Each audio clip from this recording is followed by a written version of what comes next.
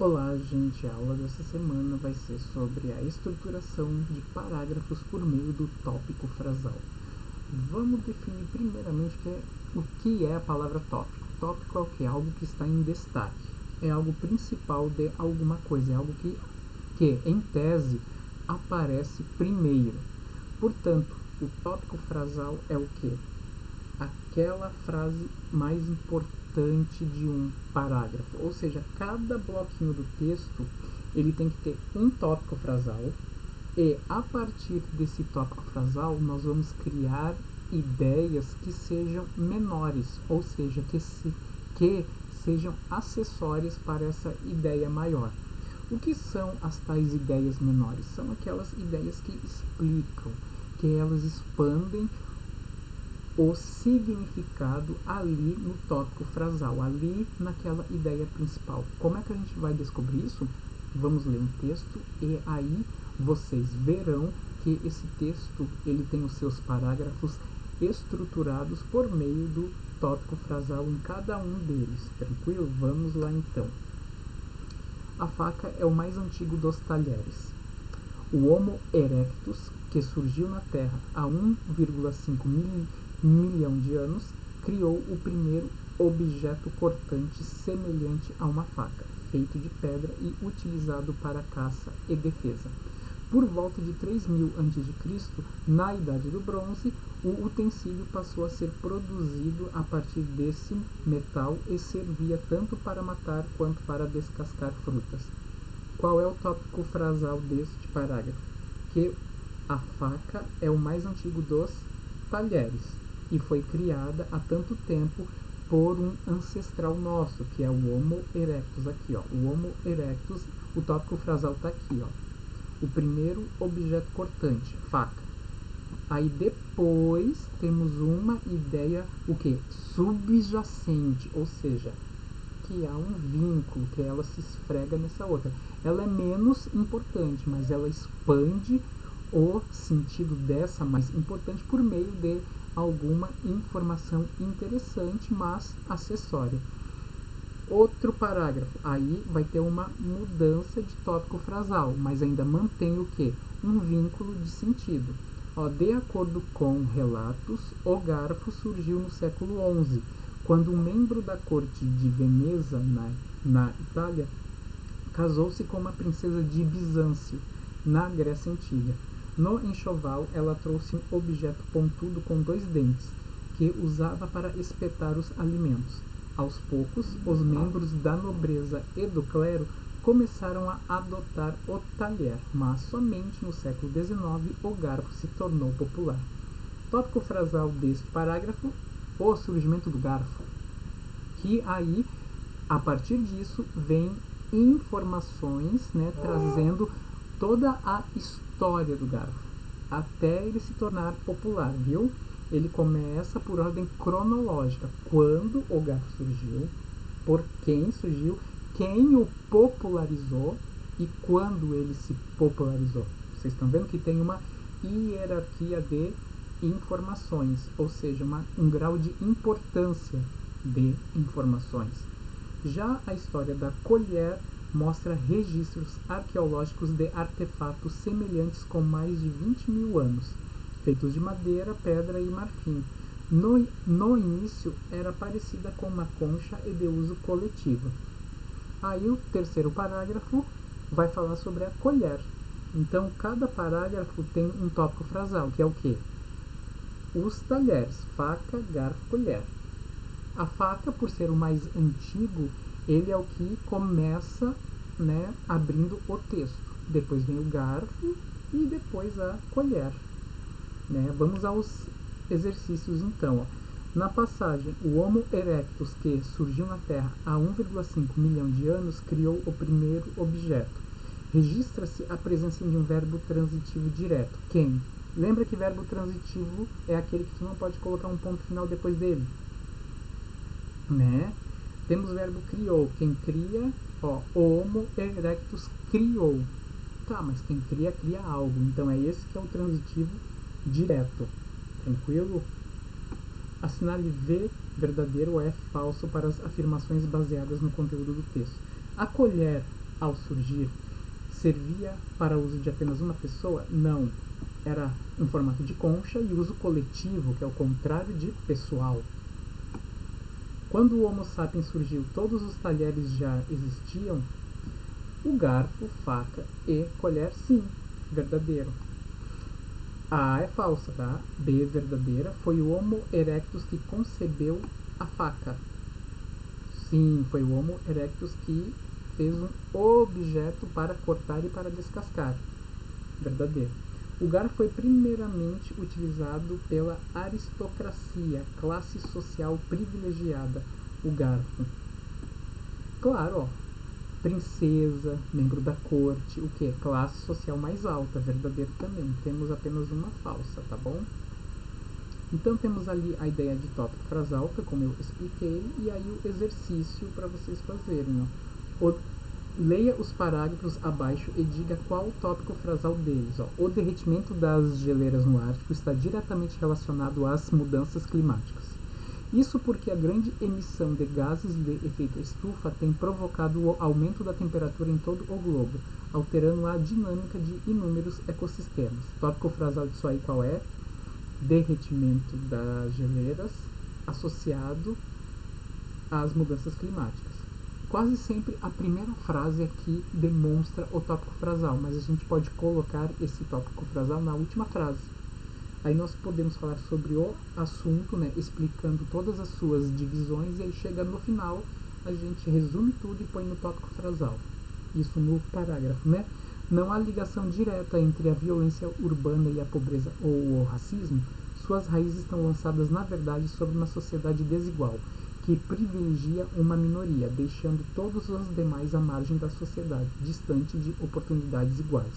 Tópico frasal é o quê? Violência e discriminação social. Tranquilo? A pena de morte é o grito lancinante de uma sociedade sem fé e esperança. Ela determina que todos os limites foram extrapolados e que a única possibilidade de manter a convivência social é eliminando o criminoso para evitar a reincidência do crime. O tópico frasal aí é sobre a pena de morte como uma possibilidade ruim de contenção da violência. De um lado estão os professores, mal remunerados, sem estímulo e abandonados pelo poder público. Do outro, gastos exacerbados com computadores e inovação. Esse é o paradoxo da educação brasileira. O tópico frasal é: enquanto os professores ganham mal, gastam-se com outras coisas. Né? Estão vendo aí então. E a educação é minuciosa, complexa e demora. Ela se divide em 3 etapas: educação básica, ensino médio e ensino superior. Apenas a qualidade constante nessas diferentes fases constrói um ser humano maduro, capaz de tomar decisões equilibradas e definir com sabedoria seu destino. Ou seja, o tópico frasal é que a educação é um processo demorado. E agora um exercício bastante interessante, colocando um dos poemas mais famosos de Carlos Drummond de Andrade sobre tópico frasal. Tranquilo? Vamos então a ele. Então, antes de nós lermos esse poema do Carlos Drummond de Andrade, nós temos que saber quem é Carlos Drummond de Andrade dentro da cultura brasileira. Carlos Drummond de Andrade é um, se não for o maior poeta brasileiro do século XX. Ele é considerado porta-voz de uma grande parte da história do século passado. Carlos Drummond de Andrade, ele traz o tema do prosaísmo para a arte poética. O que é prosaísmo? É tudo aquilo que é normal, tudo aquilo que é cotidiano. Então, o Carlos Drummond de Andrade transforma aquela matéria-prima meio cinza em algo artístico, em algo poético. Então, essa aqui é a grande virtude de Carlos Drummond de Andrade, que ele usa uma linguagem simples e também temas que são próximos de nós, né, brasileiros e também pessoas do século 20 e 21 até hoje, né? Então esse poema dele, ele se chama Poema das Sete Faces. Esse número 7, ele tem uma certa característica, que ele é considerado o número da perfeição. Por quê? Porque são 7 as cores do arco-íris, 7 são os dias da semana, e Deus fez o mundo em uma semana, em 6 dias, e ele descansou no 7º dia. Então o 7, ele tem essa ideia de completude, que ele compreende tudo. Então esse poema, 7 faces, ele tem 7 estrofes, 7 bloquinhos. E aí cada uma delas vai ter um tópico frasal. Então isso que esse exercício ele vai buscar, ver qual é o tópico frasal de cada estrofe, de cada bloquinho, de cada conjunto de verso. Vamos ler o poema e aí eu vou explicar cada estrofe. Antes de partir para a próxima, aí eu falo sobre a estrofe lida em questão. Tranquilo? Então ali, ó. Quando nasci, um anjo torto, desses que vivem na sombra, disse: vai, Carlos, ser gauche na vida. Então, aí ele coloca o quê? O nascimento dele, o eu lírico, como alguém que não foi o quê? Abençoado. Porque um anjo torto, ou seja, algo que é torto é algo que foge do padrão. Porque essa palavra reto quer dizer o quê? Conduta correta. O reto é o correto. Aí tudo que foge à reta é o quê? Algo que está fora da perfeição. Gauche é uma palavra francesa. É uma palavra francesa que indica, né, alguém que é, né, desregrado, alguém sem rumo, alguém que não tem um caminho bem traçado. Então, qual é o tópico frasal dessa primeira estrofe? Quando nasci um anjo torto, descreve na sombra e diz: cara, vai ser gauche na vida. É o quê? Que o nascimento dele não foi sob bons auspícios, ou seja, sob boas perspectivas. As casas espiam os homens que correm atrás de mulheres. A tarde talvez fosse azul, não houvesse tantos desejos. O que? Que o cotidiano é o quê? Que as pessoas estão em busca da saciedade dos seus próprios desejos. As casas espiam os homens que correm atrás de mulheres. As casas são o quê? São aquelas pessoas que vivem de fofoca. E os homens estão o quê? Correndo atrás das moças. A tarde não fosse azul, azul aí é o quê? Sentido de serenidade, de paz. Por causa disso que o azul é uma cor bastante utilizada em hospitais. Não houvesse tantos desejos, ou seja, é o desejo que tira a paz. Várias correntes filosóficas pregam isso, que os desejos eles são o grande mal da humanidade. O bonde passa cheio de pernas, pernas brancas, pretas, amarelas. Para que tanta perna, meu Deus? Pergunta meu coração, porém meus olhos não perguntam nada. Aí nós temos uma figura de linguagem chamada metonímia. Lembra que nós a vimos mais no começo do ano?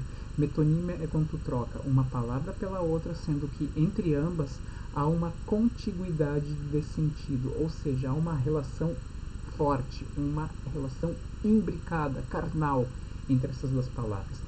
O bonde passa cheio de pernas. Claro que não só são as pernas, passa cheio de pessoas, mas a troca do todo pela parte, isso é metonímia, que é quando tu substitui uma palavra pela outra, sendo que entre elas há uma relação forte de sentido.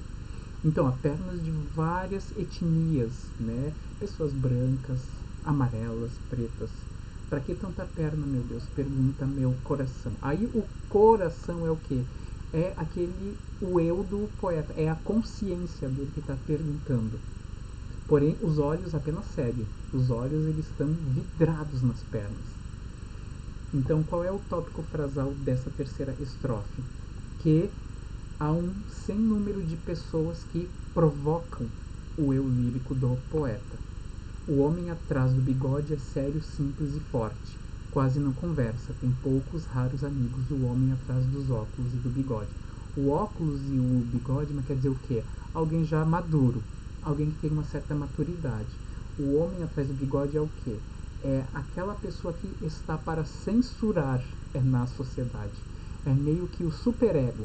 Dentro da psicanálise, né, o superego ele é o quê? Aquela instância do nosso consciente que mostra as regras que devem ser seguidas.